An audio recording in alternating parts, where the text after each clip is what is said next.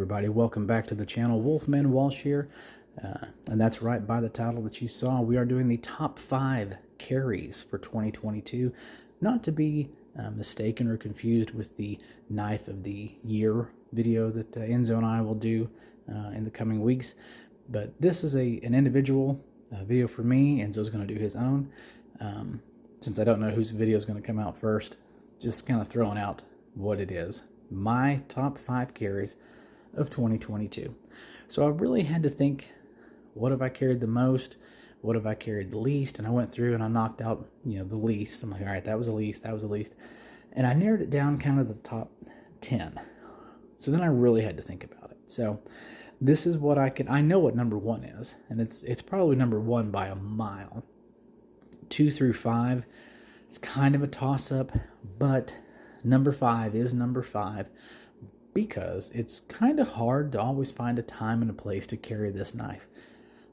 But I carry it as much as I can. You know it. I know it. We all love it. The Kizer XL Sheepdog, the Comanche. 154 cm. Oh, just beast of a cleaver. Such a wonderful knife. There's nothing this thing can't do. Chop down a tree, cut your steak, open your mail. It does it all. Gosh, such a great knife. 4th place was a purchase from earlier in the year, and because of where I work, smaller knives are typically considered better if you're going to be carrying a knife. And this was my first venture into the premium, I guess you would say. That's a good word for it, premium. It is the WE. That is the WE Banter. Oh, the old Banter. After owning this and using this for several months now, I understand why it gets a lot of 5-star reviews. Has a great reputation. It's a great little knife, especially little in comparison to that sheepdog there. S35 VN on the blade. All black except for that blue anodized thumb stud there. So great knife. Coming in at number 3, the Kizer Towser K, also in 154 cm. It's the best one there is. This handle material is the only knife that I have in this handle material. It is the Rich Light handle material, the compressed paper. I think that's what it was. It's very interesting. It's a durable. It's tough. Got some texture to it. So it's a great little knife. And this thing is so snappy. And even, I'm holding this almost, horizontal.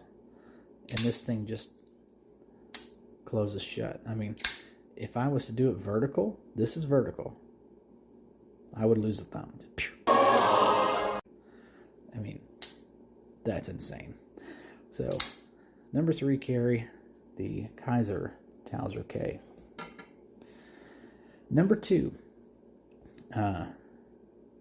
Again, this is really no shock to anyone that's watched our videos, because we just have some great knives, and we have knives that we just kind of hold above the others, whether it's for sentimental reasons or, utility reasons.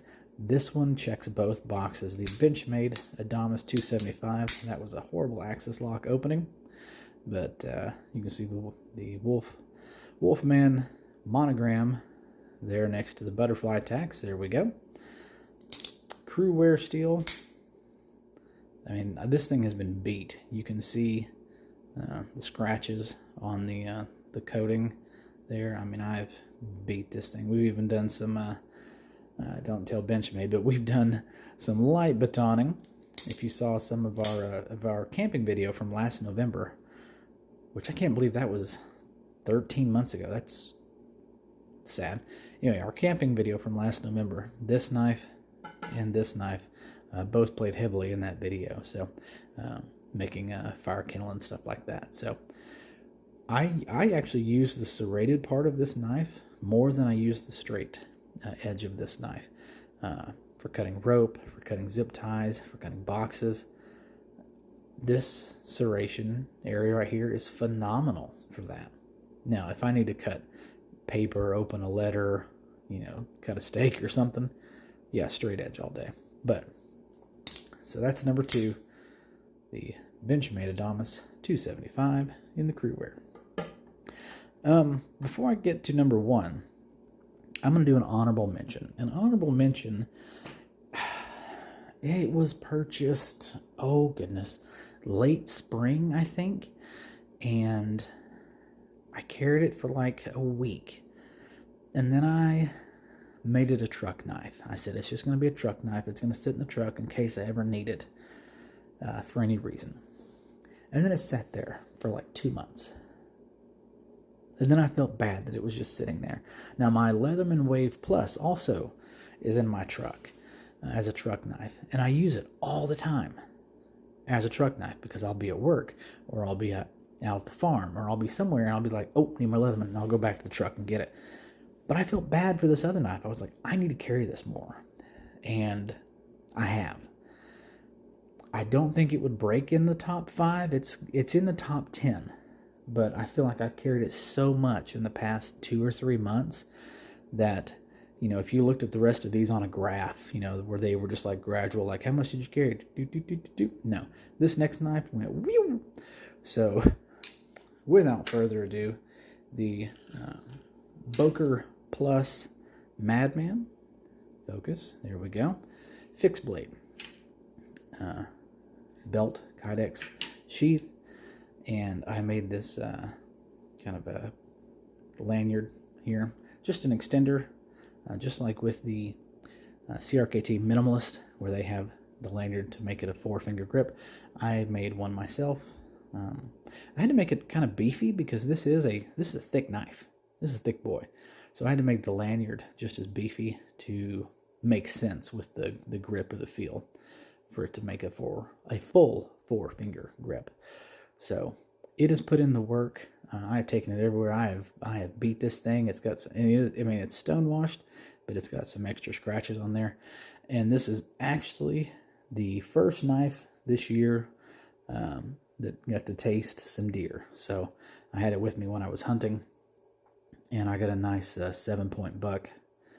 And I have an actual like fillet knife that I use for that. I know y'all probably don't care about hearing about that stuff, but I was almost done field dressing the deer, and I was like, wait, I haven't used any pocket knife. I've done this all with a fillet knife, and I had this on my back hip and pulled it out, and so I did some finishing work with this blade. So I love this knife. You know, it's one of those, I knew when I bought it I liked it. You love me.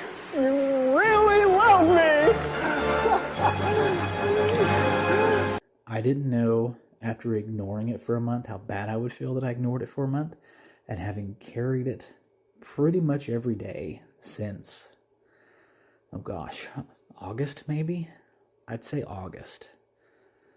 I had a trip to Denver, I had a work trip to Denver, and I think when I got back, that's when I really started carrying this thing. Ooh, something on there.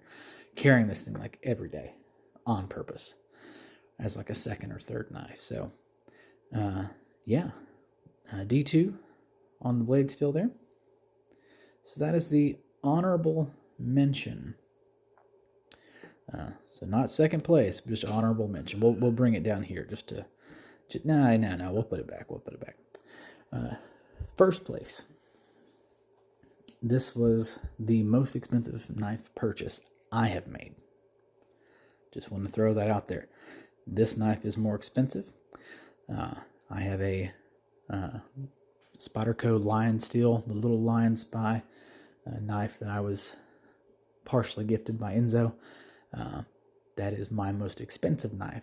This is still an expensive knife, but it is less expensive than those two. But it was the most expensive that I had purchased for myself because this was also a gift. And it is none other than the Fox Core Jesper Voxnäs design. Such a great knife. N690 on the blade. Great action. Now it doesn't fall shut like that Kizer, but it will close. but just the overall action, the cutting ability, the little finger choil, it actually does help. I thought that, you know, I might end up cutting myself right there because my fingers are bigger than that choil, but I've yet to cut myself on this thing. I mean, you can middle finger flick it, you can thumb roll it, and you can use the tab. It's all great. There's nothing I can say negative about this knife other than that clip, and I hope to be exchanging that out soon. Again, if you watched one of our last videos or 2 videos back, I can't remember at this point, Enzo introduced me to a website where a guy makes clips to replace these wire clips on certain knives, and this knife is on that website. So I'll be getting a clip that actually matches, oh no, it matches the blade, the stonewash finish. So it will look the same and not be this dumb wire clip. So yeah, so there you go. So there was my top 5 with an honorable mention, carried knives of 2022. Let me know what you think, if you like them, if you don't like them. If you don't like them, I don't care because I love them.